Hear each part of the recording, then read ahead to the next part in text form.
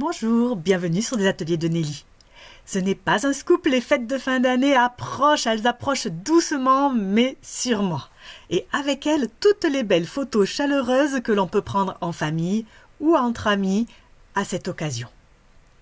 Et comme je suis sûre que vous avez beaucoup de choses à penser et à faire en cette période, j'ai préparé pour vous un tuto très sympa pour faire un mini-album en un clin d'œil et avec très peu de matériel. Comme ça, vous pourrez glisser tous vos jolis souvenirs à l'intérieur sans aucune difficulté.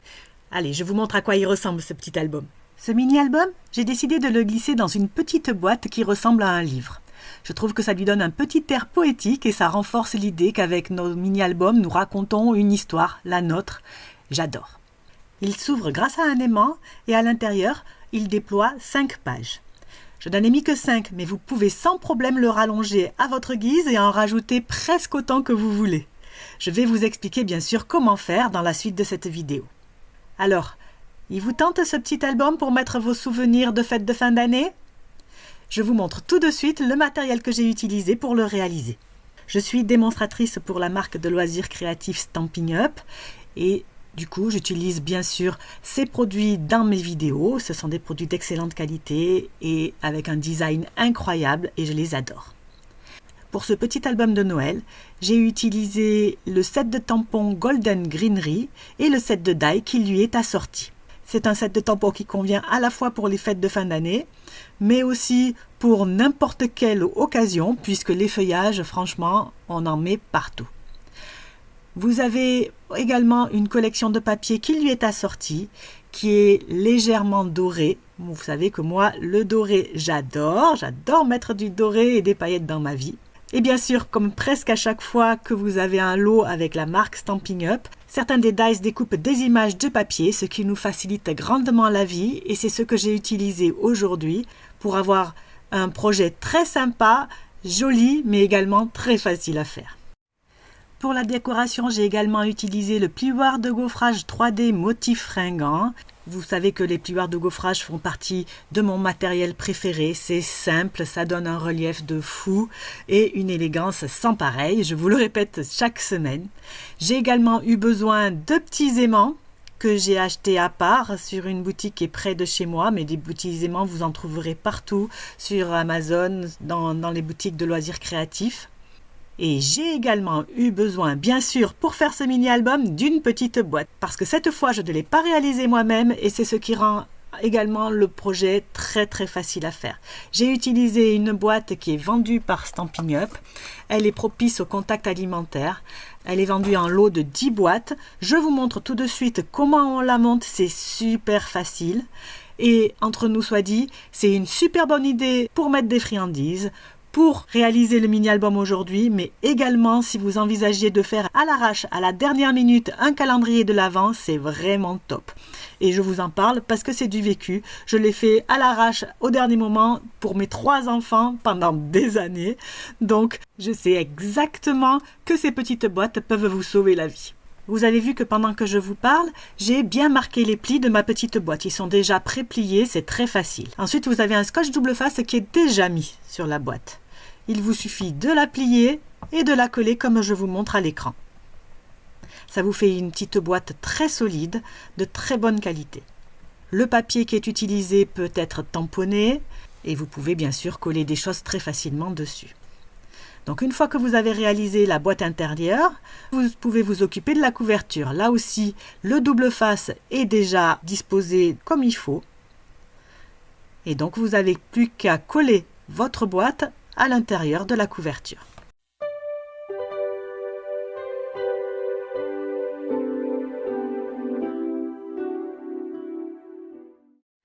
Et voilà, nous obtenons notre petite boîte livre très très simplement.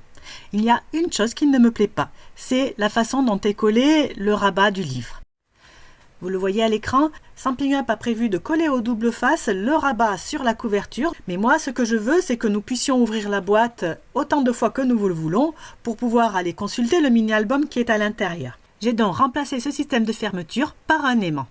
Mais je vais d'abord commencer par la décoration du dessus de la boîte. J'ai découpé dans du papier cartonné de couleur bien beige un rectangle qui fait 7 par 9,5 cm que j'ai ensuite embossé dans le classeur d'embossage que je vous ai montré précédemment et qui donne une structure très intéressante et un joli motif à mon carton.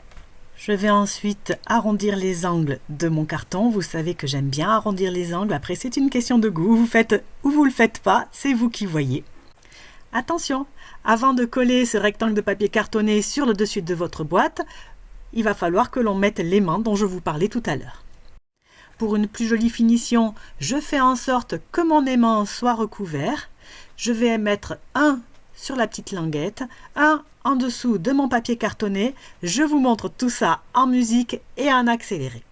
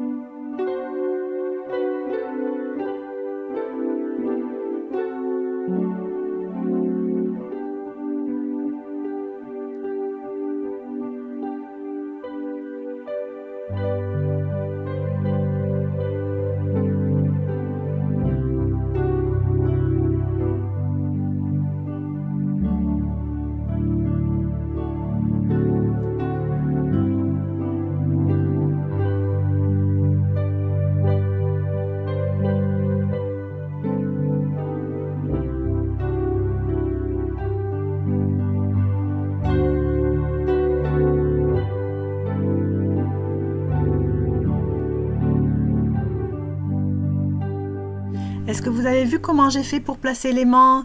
J'ai aimanté le deuxième aimant sur le premier, j'ai mis un point de colle dessus. Lorsque j'ai rabattu, l'aimant s'est collé exactement au bon endroit et j'ai plus eu qu'à le recouvrir avec mon morceau de papier cartonné. Je continue la décoration en collant une chute de papier rouge sur le dessus de ma languette. Ensuite, j'ai découpé dans du papier imprimé du feuillage que je vais mettre sur ma boîte.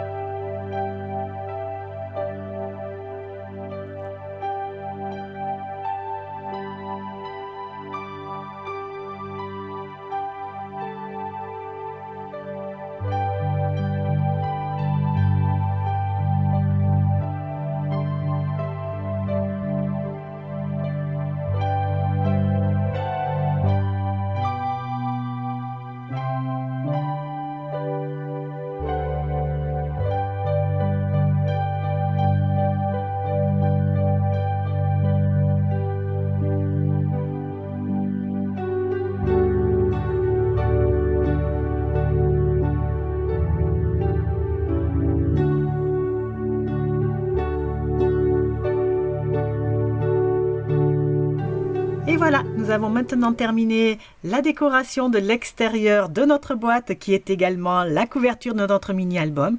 Nous allons pouvoir rajouter les pages à ce mini-album.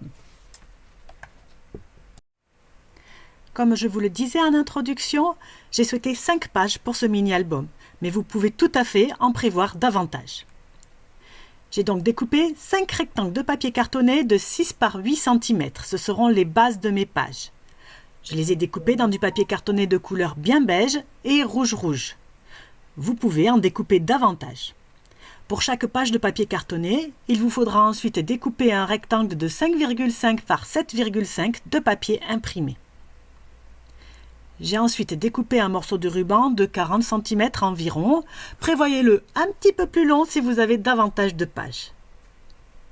Et je vais coller ce ruban alternativement au recto et au verso de mes pages de papier cartonné, comme vous pouvez le voir actuellement à l'écran. Je termine en repliant mon ruban sur lui-même pour faire une petite boucle pour pouvoir attraper mon album plus facilement. Et ensuite, là où j'ai collé mon ruban, je vais recouvrir avec une feuille de papier imprimé pour une jolie finition. Et bien sûr, on fait ça au recto et au verso.